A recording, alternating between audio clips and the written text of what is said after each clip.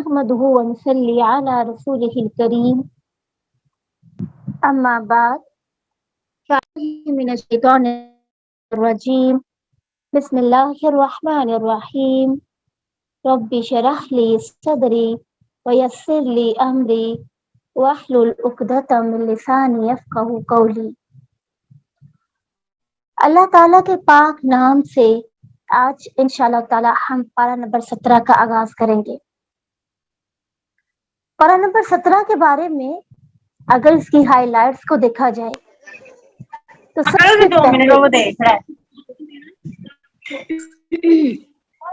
سب سے پہلے اس پارے کا آغاز اس پارے کا جو آغاز وہ ہے بالناس، حساب کتاب قریب آ گیا۔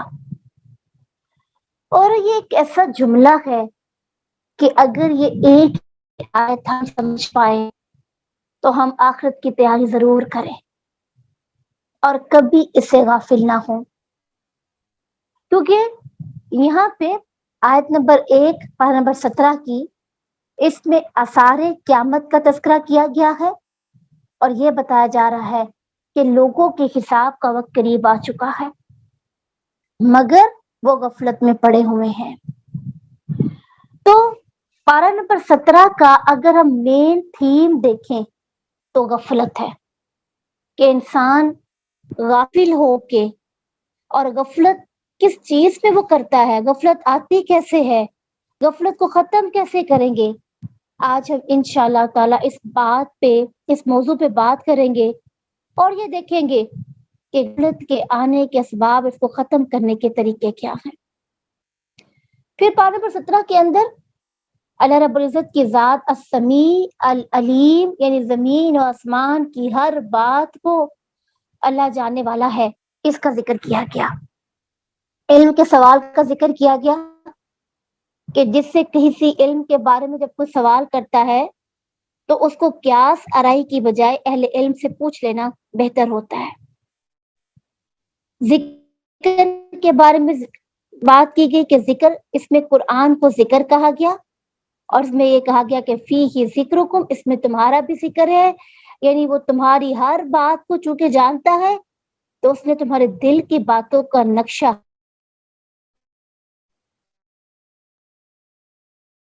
ہے۔ ہم آسمان اور زمین کو تو کھیل کے طور پہ لیتے ہیں مگر یہ نہیں سمجھتے کہ ان کا بھی بامقصد وجود ہے۔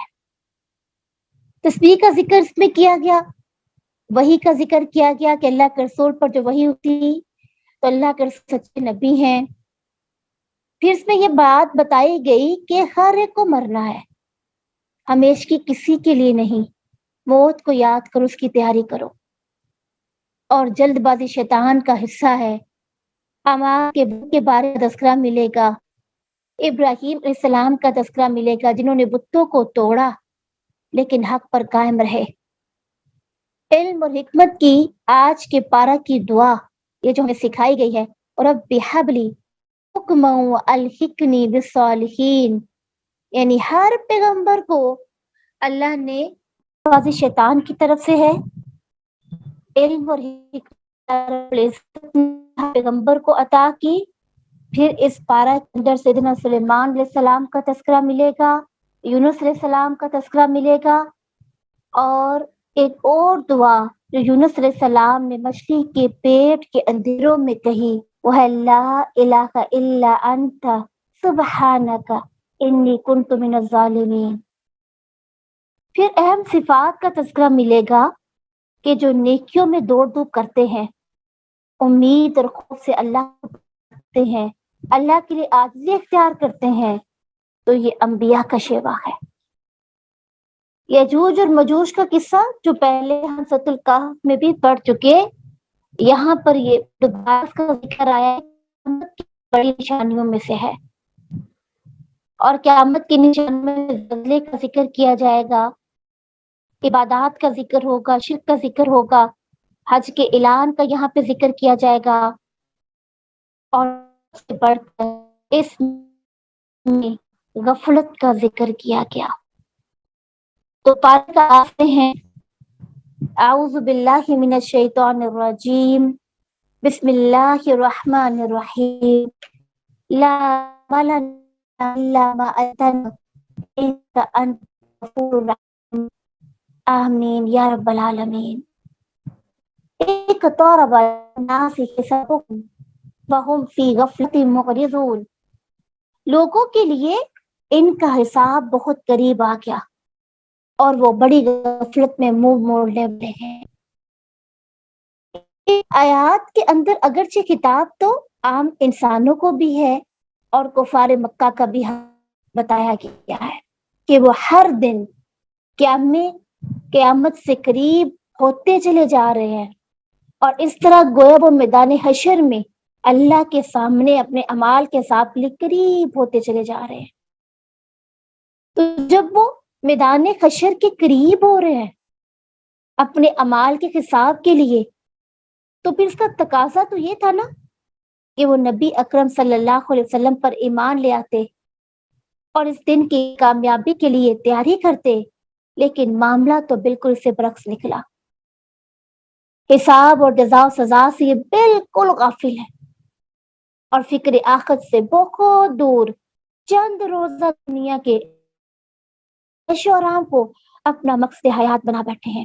حساب کا دن اس لیے قریب ہے کہ ہر آنے والی چیز قریب ہی ہوتی ہے، چاہے وہ ایک مدت کے بعد ہی کیوں نہ آئے۔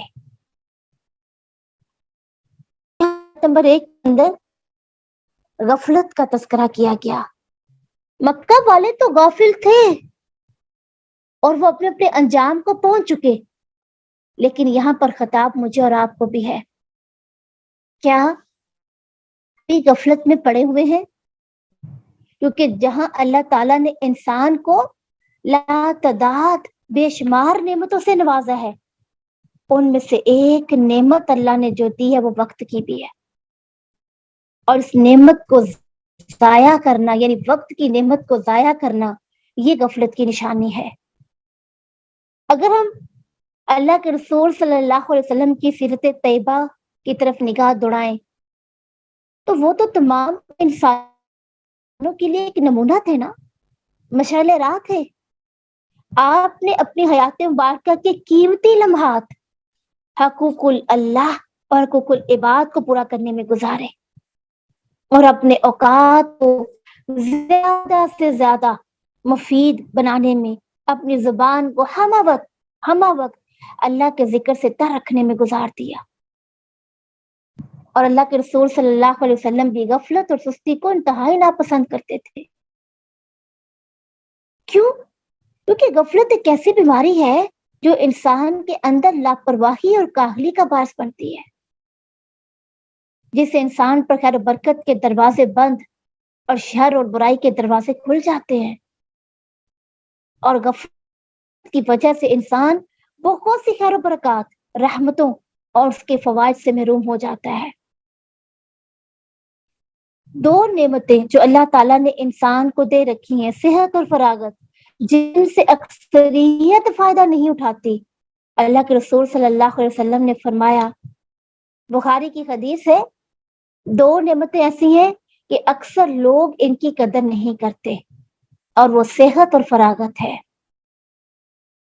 کیسا ہی ہے؟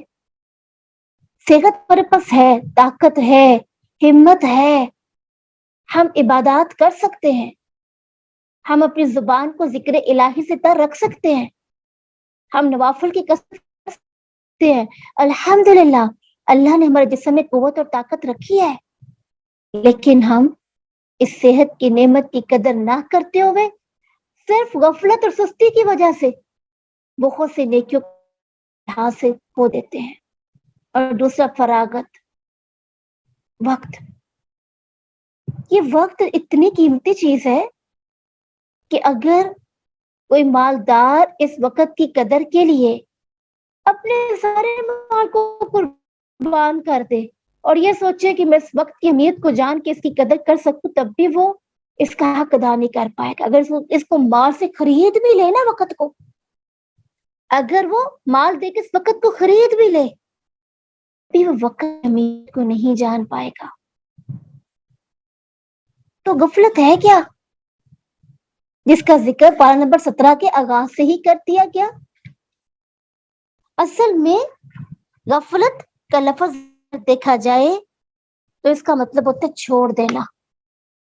پھر اس کا اگر لفظی معنی دیکھا جائے تو اس کا معنی ہوتا ہے بھول جانا اور توجہ نہ کرنا، عدم توجہ کا اظہار کرنا۔ اور عربی زبان میں اغفلت الشیء کہتے ہیں کہ یاد ہونے کے باوجود غفلت کی بنا پر کسی چیز کو بھلا دینا، یعنی جان بوجھ کر غفلت برتنا۔ اور عربی زبان میں اس آدمی کو کہتے ہیں جس سے نہ اچھائی کی امید ہوتی ہے اور نہ ہی برائی سرزد ہونے کا اندیشہ ہوتا ہے۔ اللہ کے رسول نے فرمایا اور جو شکار کے پیچھے پڑا وہ غافل ہوا، یعنی جب آدمی شکار کے پیچھے بھاگتا ہے تو اس کا دل اسی میں مصروف ہو جاتا ہے نا، اور دیگر امور اس کے ذہن سے نکل جاتے ہیں اور ان سے وہ غافل ہو جاتا ہے۔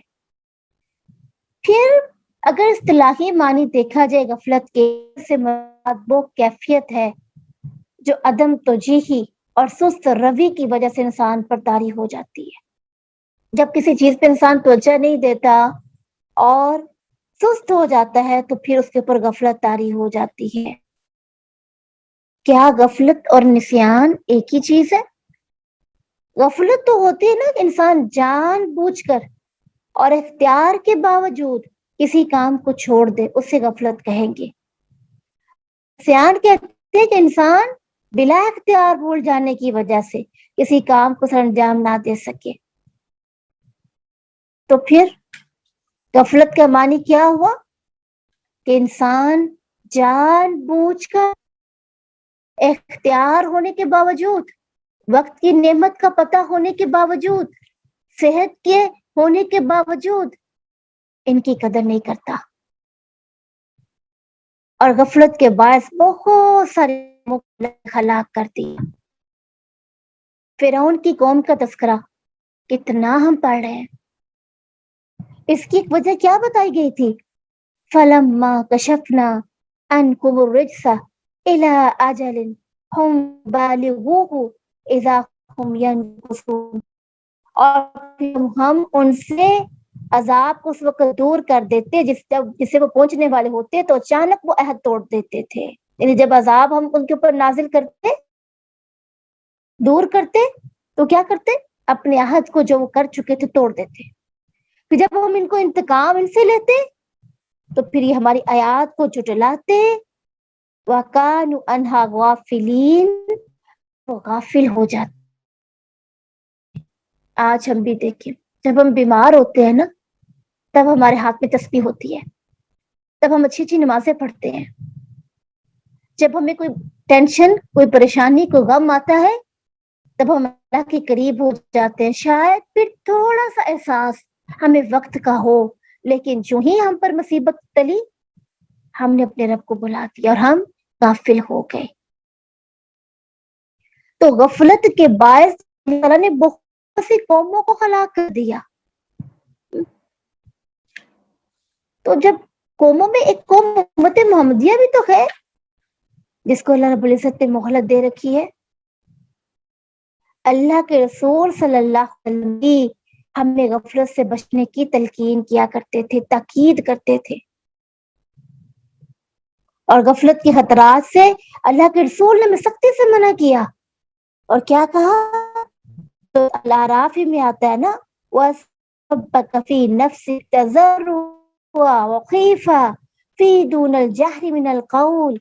یاد رہے، لوگوں نے جب اللہ کی یاد کو بھلا دیا، اللہ کو اس کی یاد سے غافل ہو گئے، تو اللہ تعالیٰ نے بھی انہیں اپنے آپ سے غافل کر دیا۔ جب ہم اللہ کو بھول جاتے ہیں تو اللہ بھی ہمیں بھلا دیتا ہے۔ اور پھر اللہ کے رسول کہتے ہیں کہ ایسے بد نصیب لوگ دنیا اور آخرت کی ہر بلائی سے محروم ہو جاتے ہیں، اور بدبختی اور ناکامی ان کا مقدر بن جاتی ہے۔ اور سب سے بڑھ کے یہ اتنے ڈرانے والی بات ہے کہ غفلت میں جو انسان پڑ جاتا ہے وہ جہنمیوں کا وصف ہے۔ اللہ اکبر! جہنمیوں کی خوبی بات بیان کی گئی ہے۔ تو یونس کے اندر آتا ہے ان الذین لا یرجون لقاءنا ورضوا بالحیات الدنیا واطمعنوا بها والذین هم عن آیاتنا غافلون اولئک مأواهم النار بما كانوا یکسبون. بے شک وہ لوگ جو ہماری ملاقات کی امید نہیں رکھتے اور وہ دنیا کی زندگی پر خوش ہو گئے، اس پر مطمئن ہو گئے، اور وہ لوگ جو ہماری آیات سے غافل ہیں، یہی لوگ ہیں جن کا ٹھکانہ جہنم ہے، اس کے بدلے جو وہ کمایا کرتے تھے. کیا پتا چلا کہ جہنم میں وہ کیوں جا رہے ہیں؟ غفلت کی وجہ سے. اور جو غافل شخص ہوتا ہے نا، وہ قیامت کے دن بھی حسرت کرے گا. اور غافل شخص پھر اس کے لیے غفلت اس کے لیے شر کا باعث بن جائے گی. لیکن یہ جو غفلت ہے یہ انسان کے اندر کیسے آ جاتی ہے؟ اس کے اسباب کیا ہوتے ہیں؟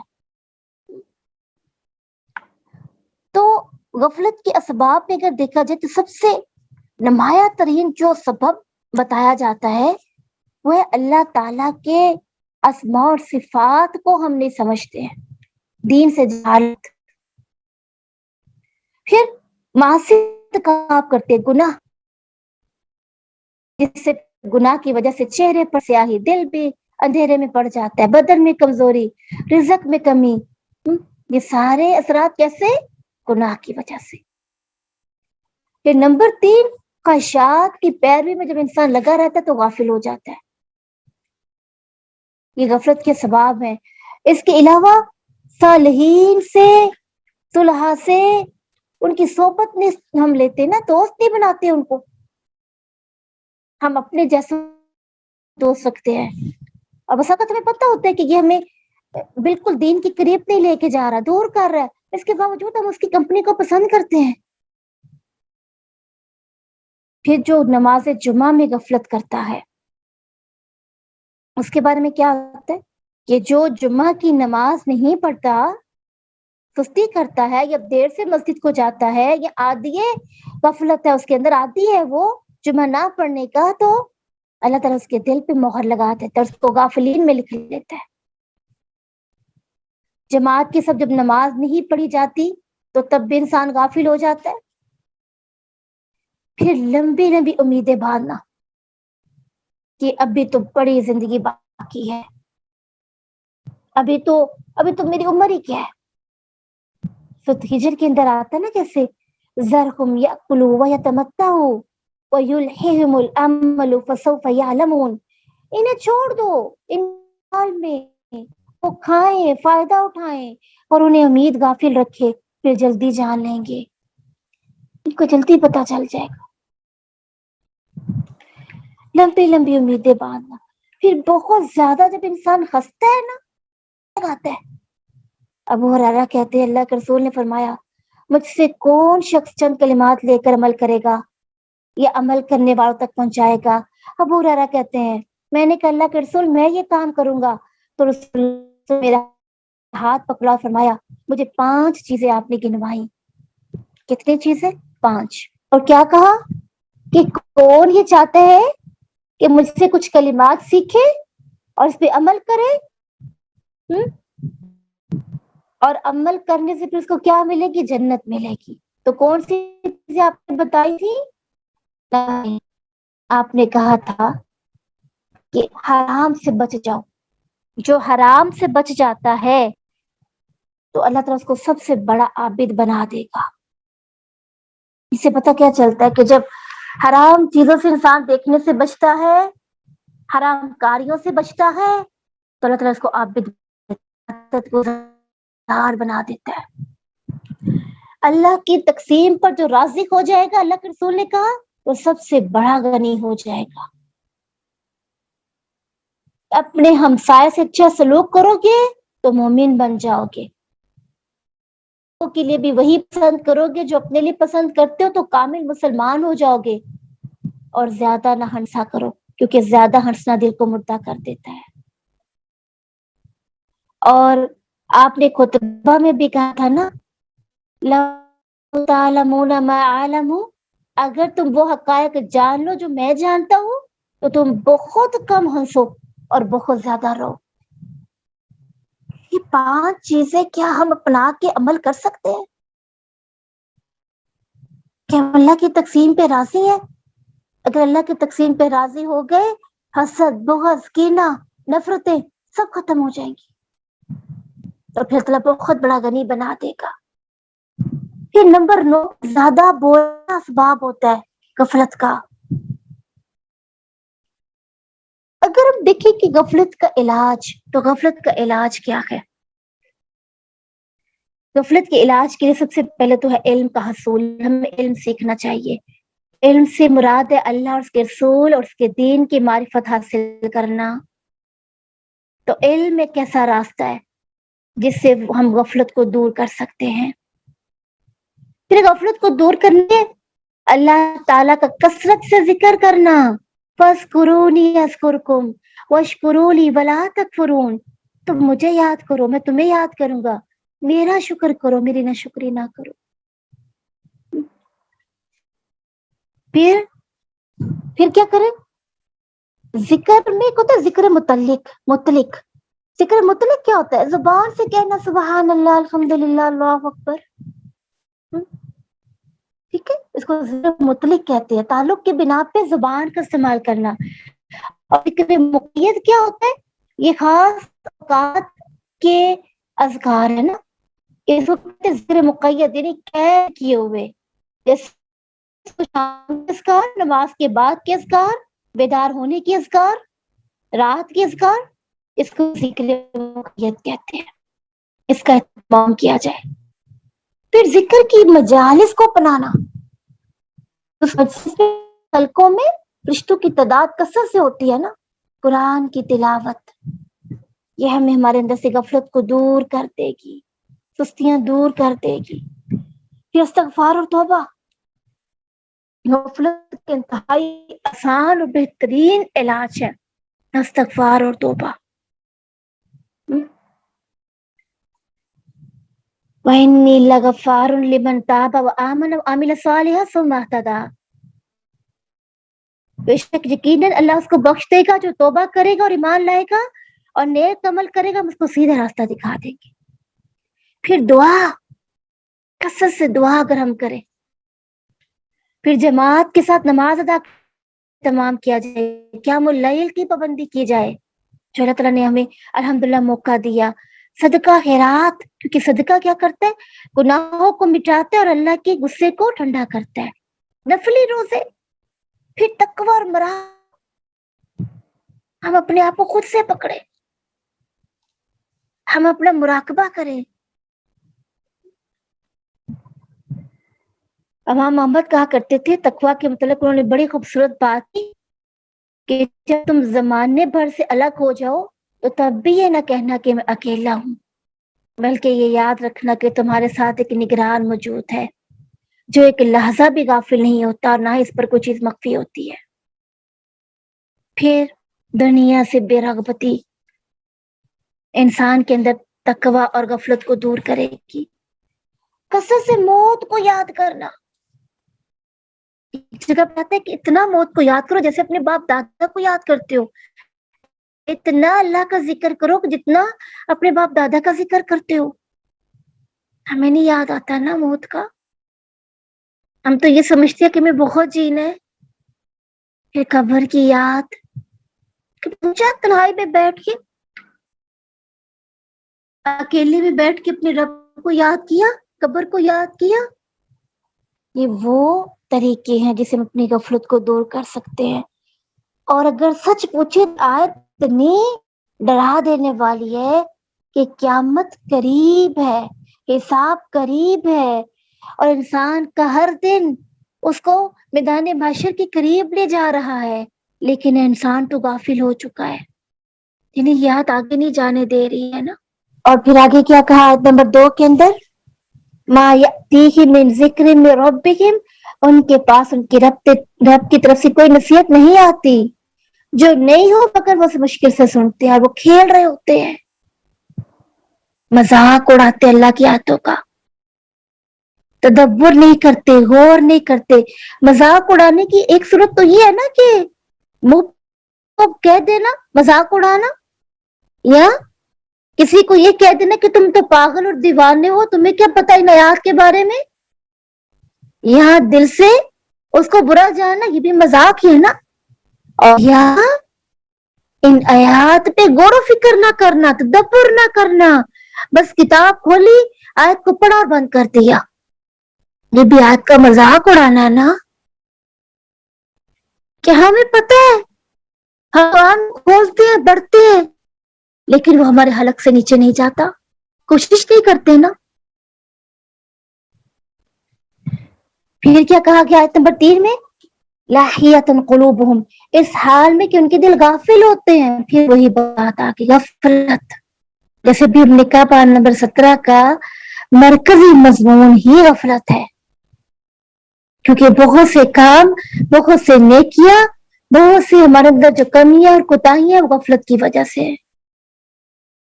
ان کے دل اس حال میں ہے کہ وہ غافل ہو چکے ہیں، اور ان لوگوں نے خفیہ سرگوشی کی، جنہوں نے ظلم کیا. یہاں تم جیسے ایک بشر کے سوا ہے کیا؟ تو کیا تم جادو کے پاس آتے ہو حالانکہ تم دیکھ رہے ہو؟ یعنی نبی صلی اللہ علیہ وسلم کی نبوت کا انکار کرتے اور سمجھتے ہیں کہ یہ ایک جادو ہے، یہ قرآن ایک جادو ہے.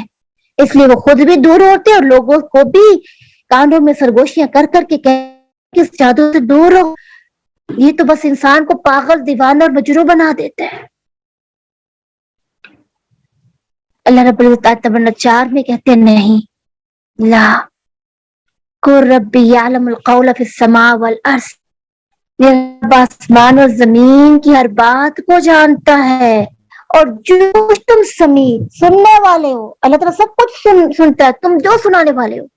اور العلیم، جو تم جانتے ہو نا، اللہ کو تم سب سے بہتر، العلیم سب کچھ جاننے والا ہے.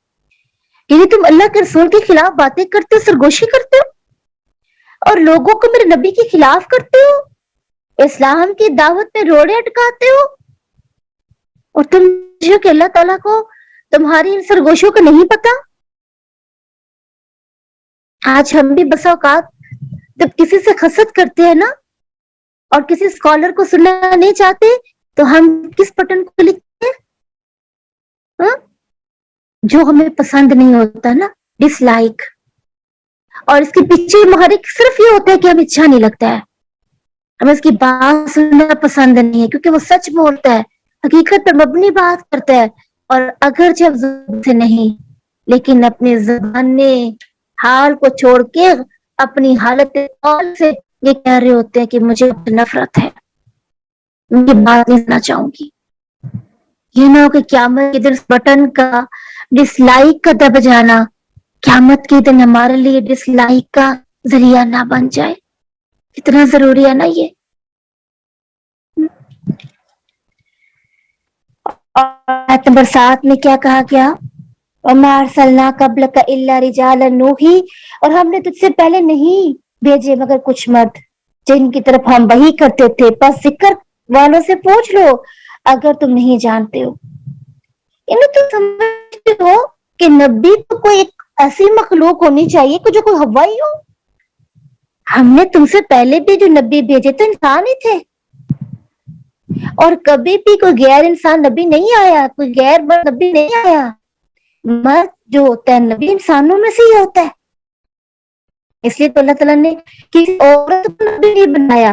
اہل ذکر سے کیا مراد ہے؟ کتاب کے لیے اللہ نے جو کتابیں نازل کی مردوں کو نبی بنا کر بھیجا گیا، اور اہل ذکر سے میں یہود و نصارہ ہے. اور یہ کیا کہتے تھے آیت نمبر 8 میں؟ کہتے تھے وَمَا جَعَلْنَاهُمْ جَسَدًا لَا يَأْكُلُونَ الطَّعَامَ، ہم نے انہیں محض جسم نہیں بنایا تھا جو کھانا نہ کھاتے اور ہمیشہ رہنے والے تھے. یعنی یہ سمجھتے تھے شاید انبیاء کوئی ایسی مخلوق ہے. جب یہ اس بات پہ بزد ہو چکے تھے نا، تو پھر اللہ رب العزت کہتے ہیں ثُمَّ صَدَقْنَاهُمُ الْوَعْدَ فَأَنْجَيْنَاهُمْ، پھر ان سے وعدہ سچا کر دکھایا، ہم نے انہیں نجات دی جسے ہم چاہتے تھے، اور ہم نے حد سے بڑھنے والوں کو ہلاک کر دیا. یعنی جن قوم سے جن لوگوں نے نشانیوں کو قبول کر لیا ان کو ہم نے ہدایت دے دی، اور جو خود سے گزر گئے ان کو ہم نے ہلاک کر دیا۔ ہم اس نشانی پر ایمان لاتے ہیں۔ اللہ اکبر۔ پھر اگر دیکھا جائے اس پارہ کے اندر تو آیت نمبر 20 کے اندر آتا ہے وَلَهُ مَن فِي السَّمَاوَاتِ وَمِن عِندَهُ وَمَنْ عِندَهُ لَيَسْتَكْبِرُونَ، اور اسی کا ہے جو کوئی آسمان اور زمین ہے اور جو اس کے پاس ہے، اور نہ وہ اس کی عبادت سے تکبر کرتے ہیں اور نہ تھکتے ہیں، وہ رات اور دن تسبیح کرتے، وقفہ نہیں کرتے۔ یعنی اللہ رب العزت نے جو آسمان اور زمین کو پیدا کیا ہے نا، جو آسمان اور زمینوں کا مالک ہے، وہ اس سے بالکل بھی بے نیاز ہے۔ اس کی بیوی، اس کا کوئی لڑکا ہو، تمام فرشتے اس کی عبادت میں اتنے مشغول ہیں کہ انہوں نے کبھی اس کی عبادت کا انکار ہی نہیں کیا، نہ وہ تھکتے ہیں بلکہ شب و روز اس کی تسبیح کرتے ہیں۔ جس طرح آدمی ہر حال میں سانس لیتا رہتا ہے نا، اس کی پلکیں اکثر جھپکتی رہتی ہے اور جب تک زندہ رہتا ہے کبھی ان دونوں کاموں سے نہیں تھکتا، اسی طرح فرشتے ہر حال میں تسبیح پڑھتے رہتے ہیں، ایک لمحہ کے لیے بھی نہیں چھوڑتے کہ وہ تھکتے۔ لیکن تم نے کیا کیا؟ ام اتخذوا آلہۃ من الارض هم ینشرون، یہاں انہوں نے زمین سے کوئی معبود بنا لیے جنہیں وہ زندہ کریں گے۔ انکار کر دیتے ہیں نا ہم۔ اللہ رب العزت آیت نمبر 28 میں کہتا ہے یعلم ما بین ایدیہم وما خلفہم ولا یشفعون، وہ جانتا ہے جو ان کے سامنے اور جو ان کے پیچھے، وہ سفارش نہیں کرتے مگر اسی کے جسے وہ پسند کرے، اور وہ اسی کے خوف سے ڈرنے والے ہیں۔ مکہ کے کافر کیا کہتے تھے؟ فرشتوں کو اللہ کی بیٹیاں۔ تو یہاں پہ اللہ دلائل دے رہا ہے کہ فرشتے قیامت کے دن اللہ کے حضور سفارش کریں گے، مگر ان کی جن کا سفارش کرنا اللہ کو پسند ہوگا، وہ تو اپنی مرضی سے کوئی بات بھی نہیں کر سکتے ہیں۔ وہ تو اپنی مرضی سے کوئی کام بھی نہیں کرتے ہیں، تو اللہ کی اطاعت کرتے ہیں۔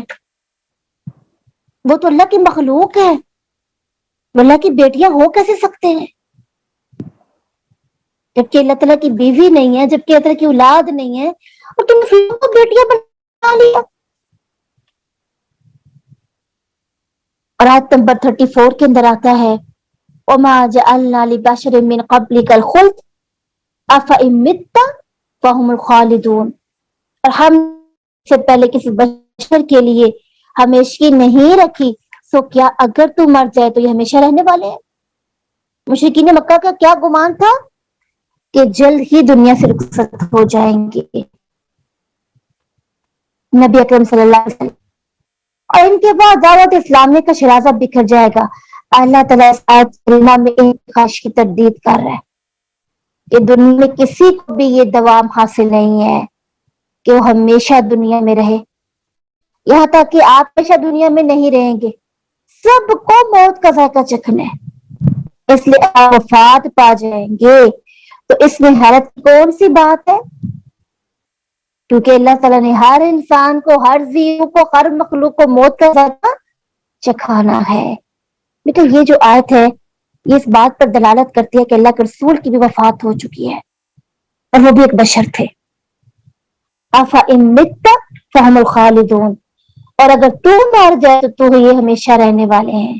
تو کیا اگر تو مر جائے تو یہ ہمیشہ رہنے والے ہیں؟ یعنی انسان تو کبھی بھی نہیں ہمیشہ رہتا۔ اور سیدنا عائشہ یہ کہتی ہیں کہ اللہ کے رسول کی جب وفات ہوئی تھی تو آپ کا سر اقدس میری گود میں تھا، اور یہ سیدنا عائشہ کے الفاظ ہے کہ آپ کی وفات ہو گئی ہے۔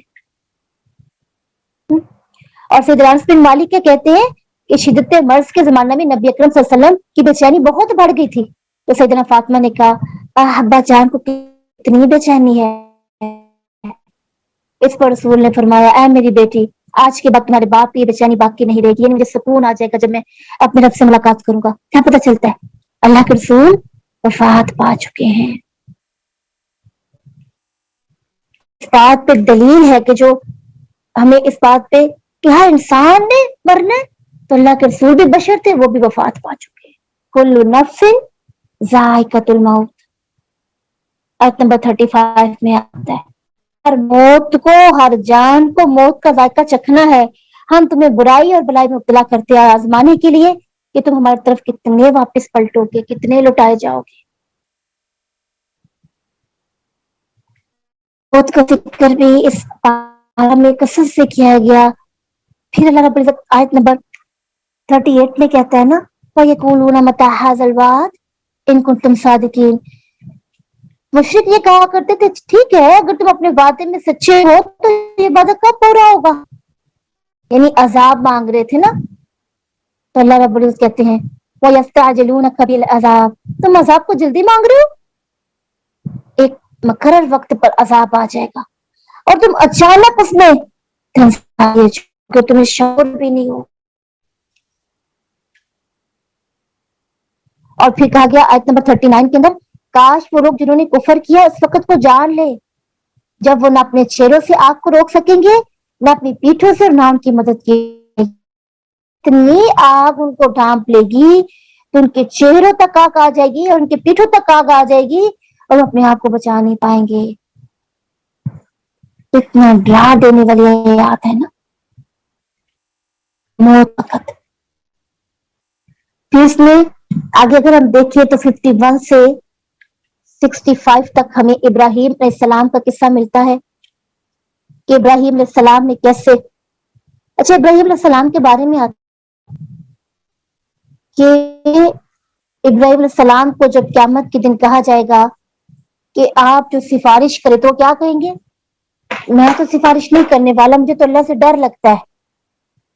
کیونکہ ابو ہریرہ کی روایت میں آتا ہے کہ ابراہیم علیہ السلام نے 3 مواقعوں کے سوا کبھی جھوٹ نہیں بولا تھا.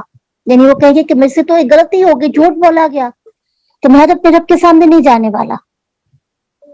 تو ان میں سے 2 اللہ کے لیے تھے، یعنی جن سے اللہ کے دین یعنی توحید کی حقانیت ثابت کرنا مقصود تھی، اور ایک آپ کو یہ فرماتا انی سکیم، میں تو بیمار ہوں، اور یہ فرمانا کہ بل فعلہ کبیرہم ھذا، یہ کام ان کے بڑے سردار بت نے کیا ہے. اب دیکھیں نا جب ابراہیم علیہ السلام نے اپنے قوم اور قبیلے کے سارے کو توڑ دیے، معبودوں کو توڑ دیا، اور جب مکہ والے جب اس علاقے کے حجاز کے لوگ جب آئے میلے میں تو انہوں نے دیکھا کہ سارے بت ٹوٹے پڑے ہیں.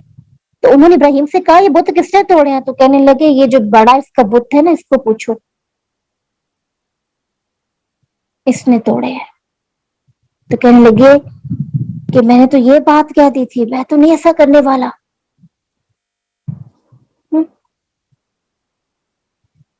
اور تیسرا جھوٹ تو نہیں کہیں گے، جیسے بھول ہو جاتے نا پیغمبر سے. ایک دفعہ آپ جب مصر سے آپ روانہ ہوئے شہر مصر سے، تو مصر کا جو بادشاہ تھا وہ ظالم اور جابر تھا. وہ جب بھی کسی حسین ترین عورت کو دیکھتا تو اپنے پاس اس کو بلاتا اور پوچھتا یہ عورت کون ہے، اور جب وہ چاہتا اس کے ساتھ برائی کر لیتا. تو ابراہیم علیہ السلام بھی جب مصر سے گزرے تو جب بادشاہ کے آمنا سامنا ہوا تو انہوں نے پوچھا یہ عورت کون ہے، تو آپ نے کہا میری بہن ہے. پھر آپ نے سارا کے پاس واپس جا کر فرمایا سارا میرے اور تیرے سوا کوئی مومن موجود نہیں ہے.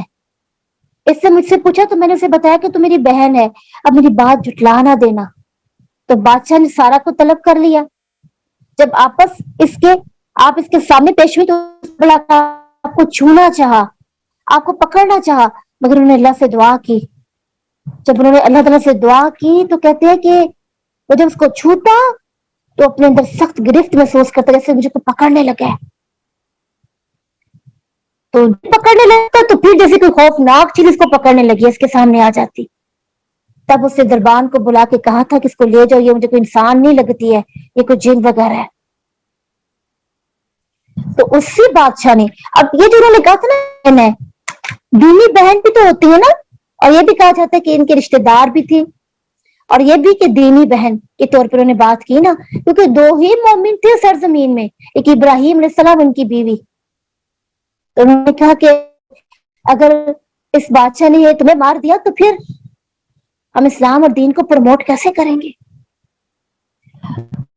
کو اللہ نے پھر ایسی ہدایت دی کہ اس نے ان کی خدمت کے لیے سیدنا ہاجرہ کو پیش کر دیا. سارا پہلے تھی موجود تو اس نے اپنی بیٹی سیدنا ہاجرہ بھی ان کے حوالے کی اور پھر آپ کی دوسری شادی جو سیدنا ہاجرہ سے ہو گئی. اللہ اکبر اللہ. یہ سلام کا تقویٰ کہ وہ ایک مصلحت کی بنا پر ایسا کر رہے ہیں. اور کچھ مواقع پر جیسے جھوٹ بولنا جائز ہے, جیسے میاں بیوی کے درمیان سلوک کرواتے وقت, اگر جھوٹ تو نہیں میں کہوں گی لیکن بات کچھ کو توڑیا کہتے ہیں, بات الفاظ کو بدل دینا, یا دو لوگوں کے درمیان صلح کرواتے وقت کوئی ایسی بات کہہ دینا, اور دین کی سربلندی کے لیے دیکھیں نا یہاں پہ, لیکن پھر بھی کتنا ڈر رہے ہیں. پیغمبر جو نبی ہوتا ہے وہ تو جنت اس کا اعلیٰ مقام ہوتی ہے, اس کے باوجود وہ ڈرتا ہے کہ میں نے تو یہ غلطی کی ہے. اور ہم کتنے نہ ڈر ہیں, ہم سے کتنی غلطیاں ہوتی ہیں اور ہم ڈرتے ہی نہیں ہیں.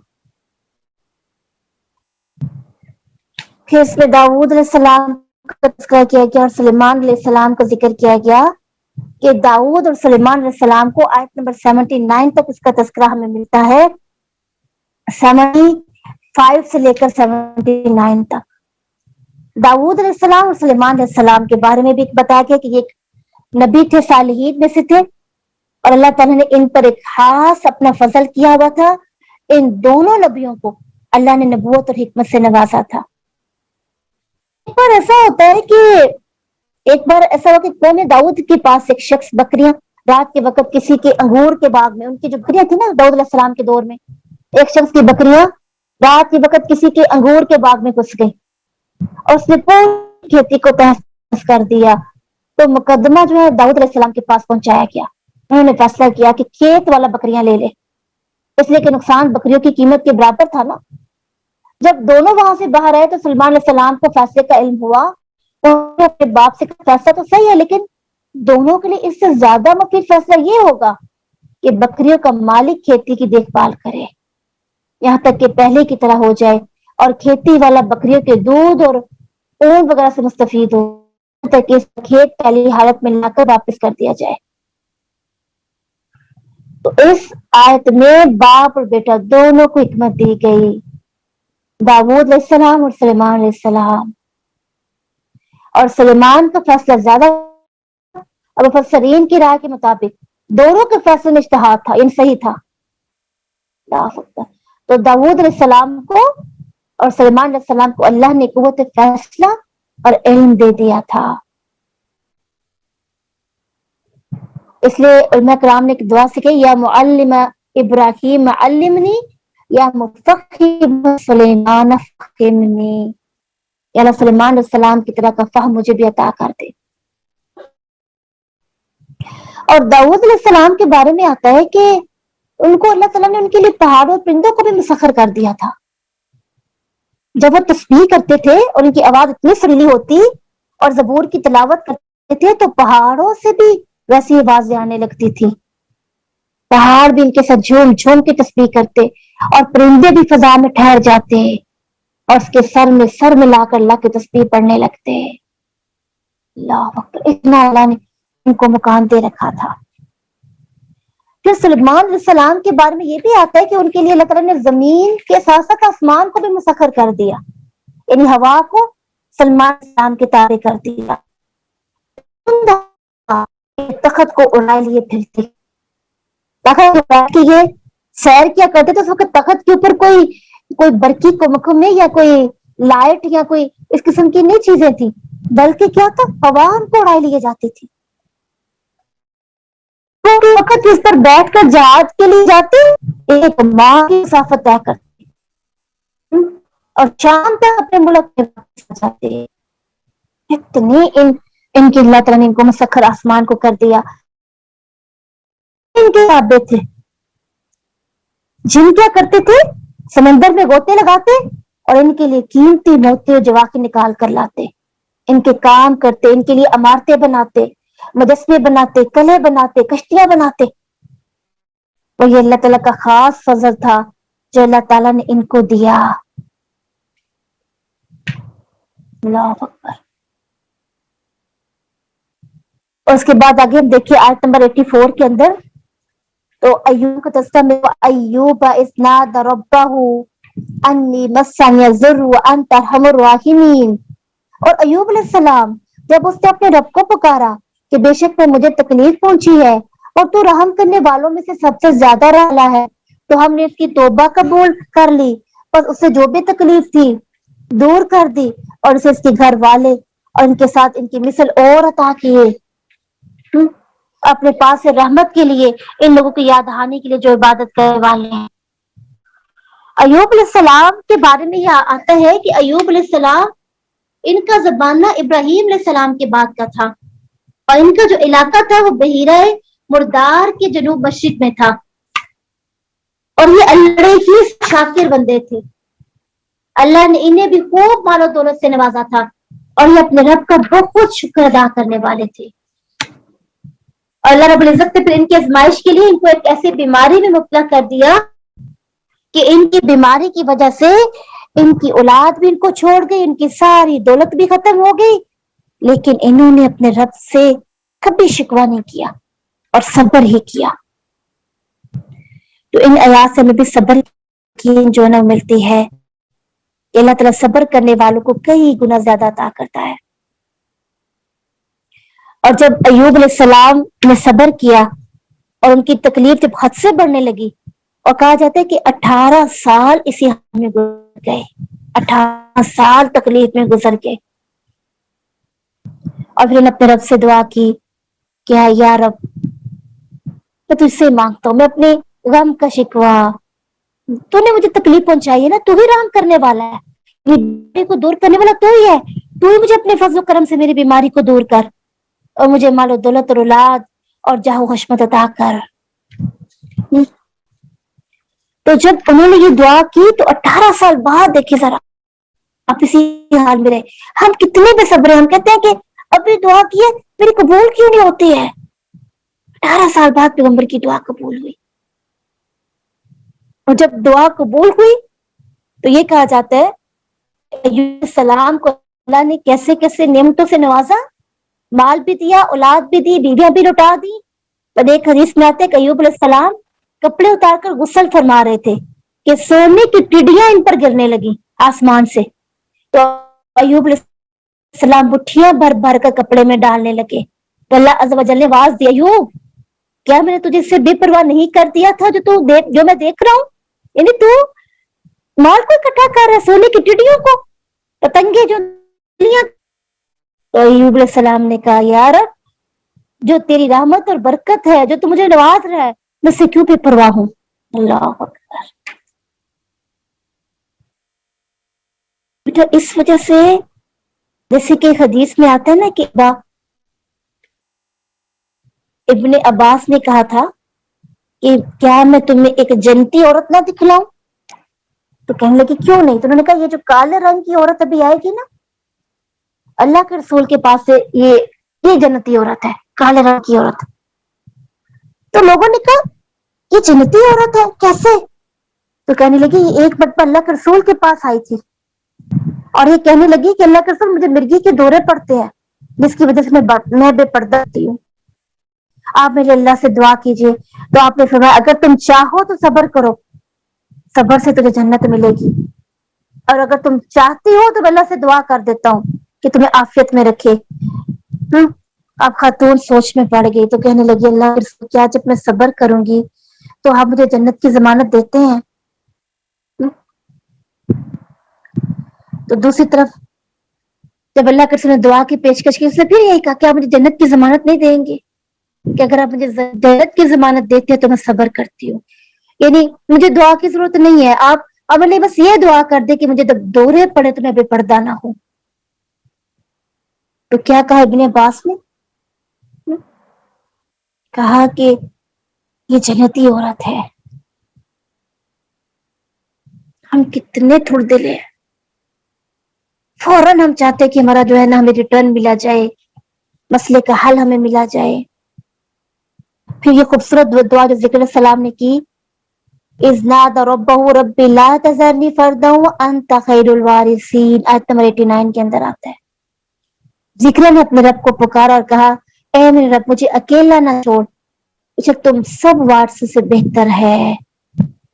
یعنی اکیلی ذات کس کی ججتی ہے؟ صرف اللہ کی۔ ایک عورت جو ہے نا وہ آئی اور اس سے تذکرہ کیا کہ میری ایک ہی جو ہے نا میرا ایک ہی بیٹا ہے، تو اس کو کہا کہ شکر کرو اللہ نے ایک بیٹا دیا، لیکن نہیں باجی، اکیلی ذات صرف اللہ کی ججتی ہے، مجھے اور چاہیے۔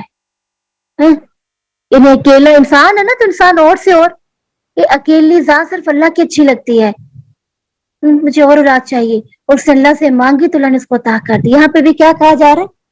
رب لا تذرنی فردا وانت خیر الوارثین، یا رب مجھے اکیلا نہ چھوڑ، تو سب وارثوں سے بہتر ہے۔ اللہ اکبر۔ اس کے علاوہ اس کے اندر بھلائی کا تذکرہ کیا گیا، خیر کا تذکرہ کیا گیا، اور انبیاء جو کہ سورۃ الانبیاء میں نا انبیاء کا ذکر کثرت سے اس پارہ کے اندر ہمیں ملتا ہے، جیسے ہم نے داؤد کا پڑھا، سلیمان علیہ السلام کا پڑھا، ابراہیم علیہ السلام کا مختصر ہم نے واقعہ دیکھا۔ پھر اس کے علاوہ اس میں یہ جو آیت نمبر ہمارے پاس سورۃ الحج کے اندر آتی ہے، آیت نمبر 18 میں کہا گیا الم تر ان اللہ یسجد لہ من فی السماوات ومن فی الارض، کیا تم نے نہیں دیکھا کہ بے شک اللہ اسی کے لیے سجدہ کرتے ہیں جو کچھ آسمانوں میں اور جو کچھ زمین میں ہے، اور سورج اور چاند اور ستارے اور پہاڑ اور درخت اور چوپائے، بہت سے لوگ بہت سے وہ ہیں جن پر عذاب ثابت ہو چکا، جسے اللہ ذلیل کر دے سے کوئی عزت دینے والا نہیں، بے شک اللہ جس کو چاہتا ہے عزت عطا کرتا ہے۔ یعنی اس سے پتہ چلتا ہے کہ کائنات کی ہر مخلوق اللہ کی تسبیح بیان کرتی ہے، یہاں تک کہ آسمان اور زمین کے اندر موجود ہر چیز اللہ کی تسبیح بیان کرتی ہے۔ پھر سورۃ الحج کے اندر حج کا تذکرہ کیا گیا کہ حج کتنا اہم رکن ہے، اور اس حج کے جو ہے رکن میں ہمیں ذکر اذکار کا حکم دیا گیا اور قربانی کا حکم دیا گیا، اور جو حج کے لیے جاتا ہے حدیث میں آتا ہے کہ جب وہ حج کر کے واپس لوٹتا ہے تو وہ یوں ہوتا ہے جیسے اس نے اپنی ماں کے پیٹ سے آج ہی جنم دیا ہے، گناہوں سے پاک ہو جاتا ہے۔ اور پھر اس بارے کے اندر اگر ہم دیکھیں تو آیت نمبر 74 میں سورۃ حج میں وما قدر اللہ حق کا قدری، اللہ نے یہ بھی شکوہ یہاں پر کیا کہ لوگوں نے میرا حق ادا نہیں کیا۔ پہلے بھی ہم یہ پڑھ چکے ہیں۔ پھر اللہ رب العزت 73 آیت میں یہ مثال دینے کیا لوگوں، ایک مثال بیان کی گئی ہے کہ سنو اس کو غور سے، بے شک وہ لوگ جنہیں تم اللہ کے سوا پکارتے ہو ہرگز ایک مکھی پیدا نہیں کریں گے، خواہ اس کے لیے وہ سب کو جمع کر لیں۔ یعنی ایک مکھی کو اگر کہا جائے نا کہ وہ پیدا کر کے دکھائیں تو وہ بھی پیدا نہیں کر سکتے، اور اگر وہ چھڑوانا چاہیں تو چھڑوا نہیں سکتے، اتنے کمزور ہیں۔ یعنی ان معبودان باطلہ کو تم جن کی تم عبادت کرتے ہو اللہ کو چھوڑ کے، یہ اگر سارے کے سارے جمع ہو کر ایک مخلوق چھوٹی سی حقیر سی مکھی کو پیدا کرنا چاہیں تو بھی کر سکتے ہیں۔ حقیقت یہ کہ تمہارے بت اور مکھی دونوں ہی حقیر اور کمزور ہیں، ان بتوں کے اوپر اگر مکھی بیٹھ بھی جائے تو ان کو ہٹا نہیں سکتے ہیں۔ پھر آخری آیات میں یہ کہا گیا 78 میں جاہدوا فی اللہ حق جہاد، اللہ کے بارے میں جہاد کرو جیسا کہ حق ہے جہاد کا، یعنی دین کی فروغ اور اس کی سربلندی کے لیے جو جہاد ہوگا اس کے ساتھ زبان سے جہاد کرو، جان سے جہاد کرو، مال سے جہاد کرو۔ زبان سے جہاد کیا ہے؟ ذکر الہی، مال سے اللہ کے راستے میں خرچ کرنا، جان سے دین کے لیے اپنے آپ کو کھپا دینا، وقت نکالنا۔